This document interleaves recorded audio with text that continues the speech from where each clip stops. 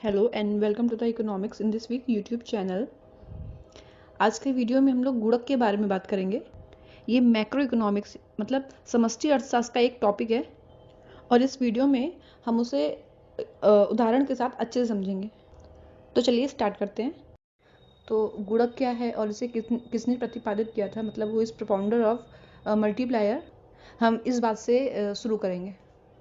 तो वास्तव में 1931 में एक इकोनॉमिस्ट थे RF काहन, जिन्होंने सबसे पहली बार गुणक का प्रयोग किया और उन्होंने रोजगार के संबंध में गुणक का प्रयोग किया कि प्राइमरी एम्प्लॉयमेंट में चेंज करके टोटल एम्प्लॉयमेंट में कितना चेंज आएगा।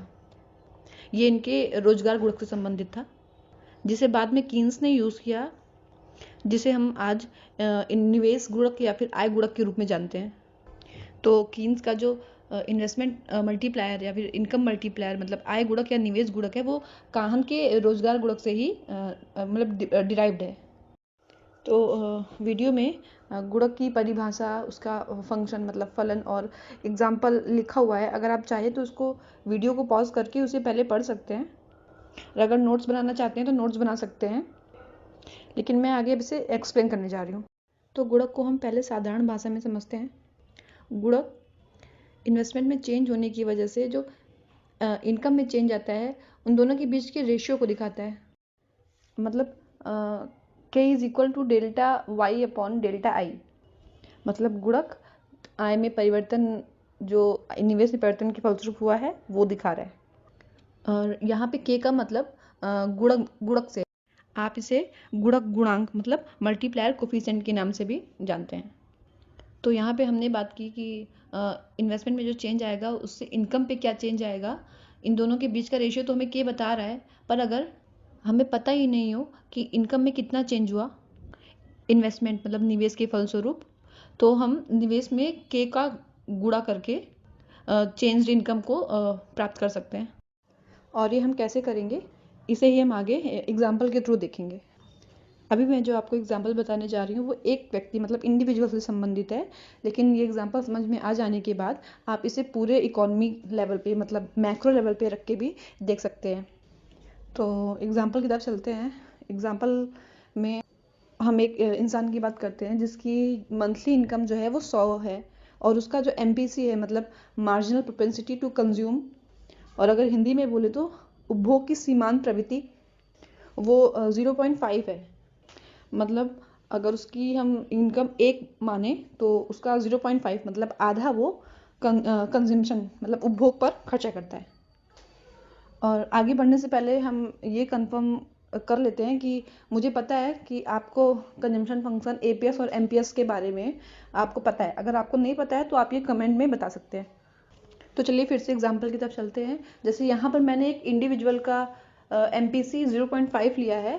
तो अगर अब जब आप पूरे इकॉनमी लेवल पे इसको मतलब इसको चेक करेंगे तो वहाँ पे भी हम लोग एक एवरेज निकाल के चलते हैं कि पूरी इकॉनमी का भी MPC 0 पॉइंट कुछ भी 0.546 कुछ भी हो सकता है, मतलब वो 0 और 1 के बीच में लाई करेगा। और 0 और 1 के बीच में लाई क्यों करेगा उसका मतलब भी आपको पता है, क्योंकि जो एक उपभोक्ता मतलब एक जो भी इंडिविजुअल है वो अपनी पूरी की पूरी इनकम मतलब ऐसे डिस्ट्रीब्यूट करता है कि वो कंज्यूम भी कर ले और वो सेव भी कर ले। इसीलिए जो इसकी वैल्यू होती है वो 0 और 1 के बीच में ही आती है, क्योंकि अगर वो अपनी पूरी की पूरी इनकम सिर्फ कंजम्पशन पे ही खर्चा कर दे तब उसकी MPC की वैल्यू जो है वो 1 के बराबर होगी।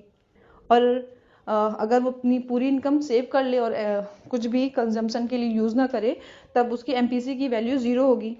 पर हमें पता है कि दोनों ही कंडीशन नहीं होगी, क्योंकि कोई भी उपभोक्ता है वो अपना इनकम इन दोनों चीज़ पे तो खर्चा करेगा ही, इसीलिए इसकी वैल्यू हमेशा 0 से 1 के बीच में होती है।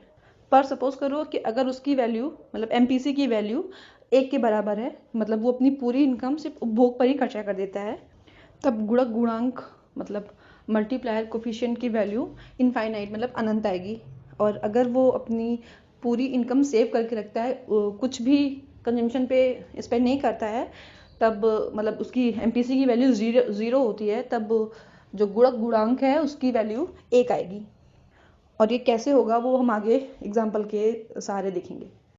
अब हमें आगे कुछ नहीं करना है। अब हमें एमपीसी की जो वैल्यू है वो हमें इसी फॉर्मूले पे रख देनी है, जो फॉर्मूला है k is equal to 1/1 minus MPC। अच्छा हाँ, किसी किसी बुक्स में ये formula k is equal to 1/MPS लिखा हुआ है। ये और कुछ नहीं, जब हम 1 में से MPC माइनस करेंगे तो MPS ही निकलेगा। मतलब जैसे यहाँ पर हमने MPC की वैल्यू 0.5 रखी है, तो 1 में से जब हम 0.5 माइनस करेंगे तो 0.5 ही बचेगा। इसका मतलब अगर हमारी इनकम 100 रुपये है तो उसमें से हम 50 रुपये कंज्यूम कर रहे हैं और 50 रुपये सेव कर रहे हैं, ये हो गया। पर अगर इसी जगह पे हमने MPC की वैल्यू 0.5 की जगह 0.4 रखी होती तो 1 माइनस 0.4 इज इक्वल टू 0.6 होता। मतलब MPS की वैल्यू 0.6 आती। तो अगर आपकी बुक में k is equal to 1/1 minus MPC लिखा है या फिर 1/MPS लिखा है तो दोनों सही है। और जब हम आगे इसको और सॉल्व करेंगे तो k की वैल्यू 2 आएगी, क्योंकि 1 divided by 0.5 which is equal to 2।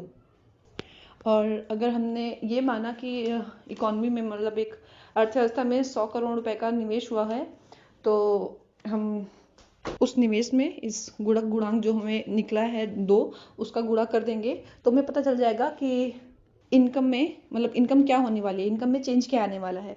तो 100 करोड़ में जब हम 2 का मल्टीप्लाई करेंगे तो 200 करोड़ रुपए आ जाएगा। मतलब जो नेशनल इनकम है उस निवेश की वजह से जो इनकम में चेंज हुआ है वो 200 करोड़ रुपए के बराबर है। और इसे ही हमने आगे k is equal to delta Y upon delta I ऐसे प्रदर्शित किया था। तो आप उस फॉर्मूले पे भी रख के इसको देख सकते हैं और उसकी k की वैल्यू 2 ही आएगी।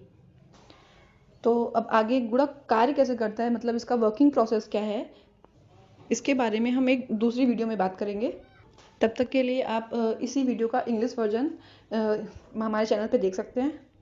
और फिर उन दोनों वीडियो के ख़त्म होने के बाद गुणक से संबंधित जो क्वेश्चन कुछ एग्जाम्स में आए हैं वो भी मैं एक तीसरे वीडियो में लेकर आऊँगी। तब तक के लिए जुड़े रहें हमारे चैनल के साथ। Thank you.